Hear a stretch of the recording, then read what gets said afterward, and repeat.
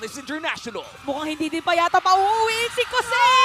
Huli ka ngayon sa kapupunta pero kailangan niya tumakas. 3 players nga lang ng Blacklist ngayon ang sinasayawan niya.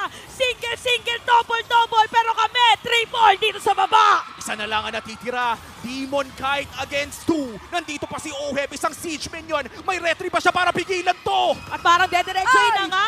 Naku, nawala na minion wave. Aantayin pa ngayon ng Blacklist International dumaan habang si Demon kahit sasalubungin sana yung minion. Buhay na si Aqua. Sapat ba dito yung pwede na pang-defense na ginamit na ng Appraiser Strat at meron pang Winter Truncheon pero hindi na nakaya. Wave clear pa rin ang sagot nila. May nakalusot na isang minion, nataunt na rin. Pero yan na nga, siege minion, buhay na ulit si Nats. Andito na nga si Nats. Kaso nga lang 5 players ng Blacklist ang kumakatok ngayon sa kanilang base at bigla na lang ginanon yung dapat ganito kasi Blacklist International mission accomplished!